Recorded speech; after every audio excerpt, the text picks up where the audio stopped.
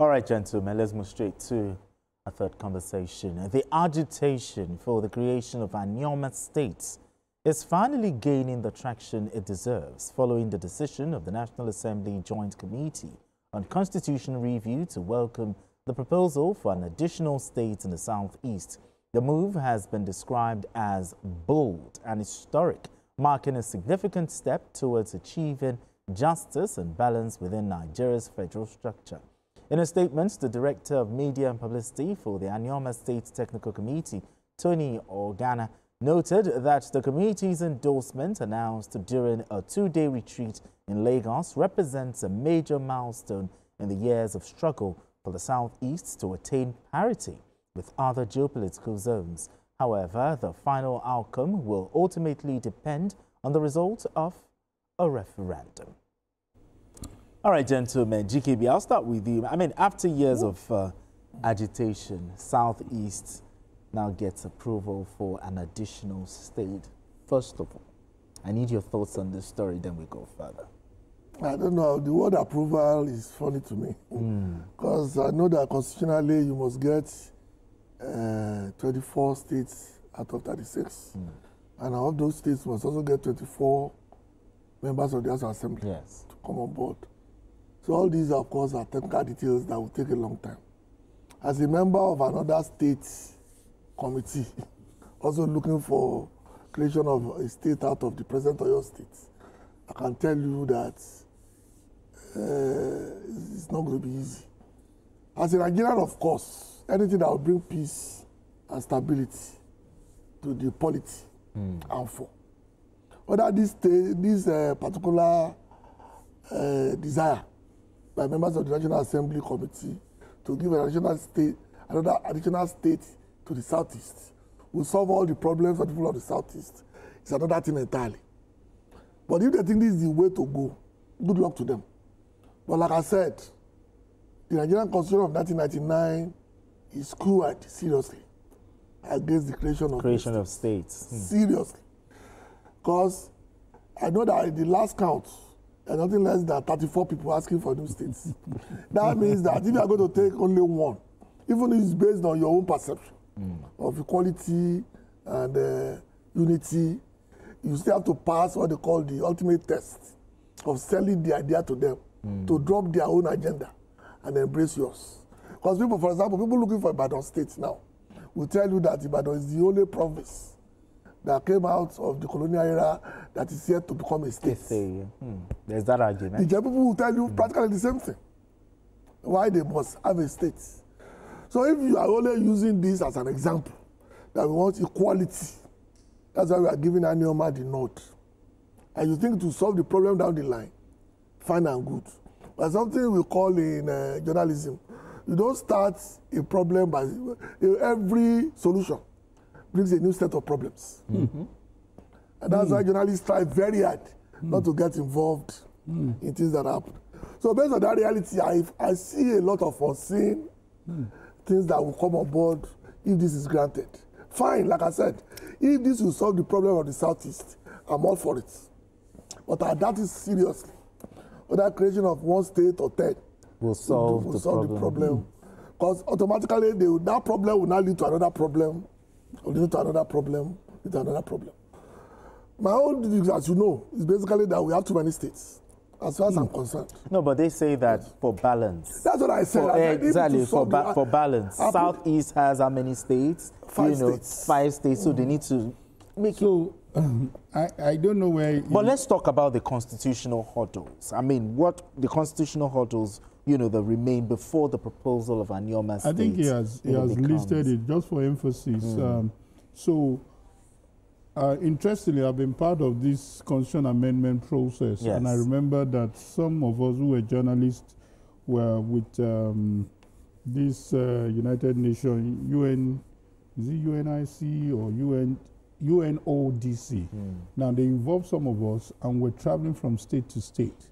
And that's when I know that the bottlenecks are quite Herculean. Now, this does not depend on the National Assembly alone.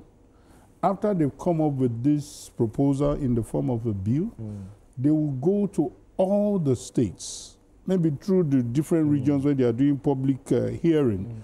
Now, they need to get the buy-in of all the state assemblies to make it to third, which is about 24, like he has mentioned, to approve this before they even bring it to when they now National Assembly itself. itself. They also must get to they will also debate, they will have to third before taking it to the president for assent. So now look at the orders you're already imagining now. Someone from Ibadan will say, okay, let's do party as you accept Anioma, when I include bring Ibadan. mine. The likes of Benga Daniel are 200% sure that they are going to get The Ijebu State. State. You know, you even have the late Awujale saying that he has been promised Ijebu State. You have the new Oluvado, August King, you know, also reminding us that the president has promised me state. It does not rest on the president alone. I'm being told that there's also the Okun State. Really? You know, it could be. So a whole lot of people have interest. So it's not just the president. They shouldn't just make the president look as if he's the one denying them. Yes. You ask for the order. Yes. So in clear terms, I am of the opinion that is the Southeast seeing Anioma as one of them? Unfortunately, I don't have them in this room to answer that question. Do they see them as, finally, this is one of the states in the Southeast? Because the Delta people... Geographically. The South, you know, is still saying that, okay, it's fine. Are we ready to release them? Because among these Igbo-speaking Deltans, there are some that are saying, no, this thing is driven by Ned and some other politicians. And there are some who are just quiet and we don't know what their quietness means. So if it is, this is my fear, if it is about the political class, I am not for this. If it is about the people, for the people to benefit, for the people to have more accountability, that now we have a state, we can push for our own, and we can have true federalism. Because But if you don't they've have been true pushing federalism, for this for about 70 years. You know, Do you know how long okay, let me give you the historical background so we don't waste our time on this. As far back as the 40s, even let's even break it down to the 50s. There's something they call the COR agenda. Basically, for people to create the Cross River or Goja Rivers states. The same thing was applied by the British to create what they now call the Mid-Belt states or region, as it were. My fear is that this will never end. Solution bringing problem. Because that's what will appear. Left to me, they have a fantastic case. It's just to solve a particular problem. But that problem will lead to another set of problems. Because the Southeast is virtually the smallest in land terms when it comes to land mass. The entire Southeast can fit into your states. Just like the entire Southwest, minus Lagos, can fit into Niger State. So you can place it on the scale of evolution. There are local governments in Borno that are bigger than the entire Southeast. They are bigger than Ogun State. I know places where you travel in the north that you say, I'm going to take a stroll. Will take you 3 hours to the nearest town. But they don't see it in that manner, basically. So, but I agree as a Nigerian that the Southeast may have been changed for one reason or the other. If this will solve the problem down the line, let it be. But you and I know that the Nigerians that we know, your interest is number one. Your neighbor's interest is number two. And the man who lives 3 streets away is not your business. All right, we have Afolabi calling in from Egbeda. Afolabi, let's talk. Yeah, good evening, gentlemen. Yes, good evening. Please, I just need a clarification. Okay. Because I happen to have traveled along that axis, and I know that the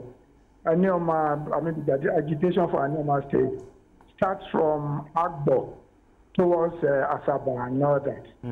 And Asaba presently is the capital city of Delta State. So I don't know geographically how is that going to work, you know, for the southeast. Are they crossing the River Niger to the end and all that? So please give me a clarification on that. They are not looking at it in geographical terms. Okay. They are looking at it in purely political terms. That these people are Igbo speaking, and they will have their own states.